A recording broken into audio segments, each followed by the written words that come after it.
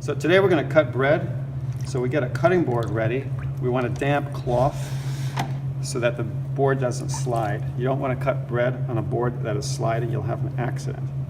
So we'll lay out a nice clean cloth with a cutting board. Now what we're going to do is we're going to put the bread in a hotel pan once it's cut. You don't want to cut the bread too early because you don't want it to dry out. This is a beautiful loaf of bread. It was made here. It's got a nice hard crust. You see it kind of crackles as you squeeze it. So what you're trying to do is cut the bread early enough that it can go on the tables with enough time, but you don't want it to dry out. So what we're going to be doing is cutting the bread and then putting it back together in the loaf form so the air doesn't hit the bread. If you take a slice of bread and let it sit out, it will get stale very quickly. So we can start the bread early as long as we put it back into the loaf form.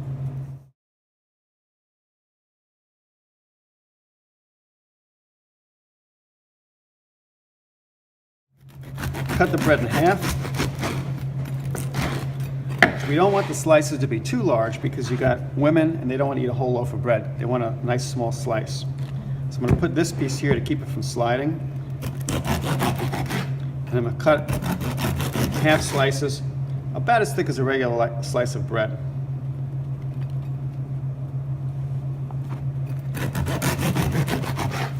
And I'll slice the whole thing.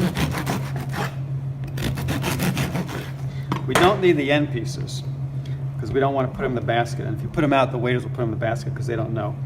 Now the trick is to put it in the hotel pan next, this way, so that the bread is not exposed to air. If you do another slice of bread and you cut it up, put it next to it, and then next to it, and then next to it, and then next to it. Don't use a hotel pan or a cart and start stacking like this. What you don't want to have happen is if you have a slice of loaf of bread here, another one on top, it starts opening up. If it opens up, it will get stale.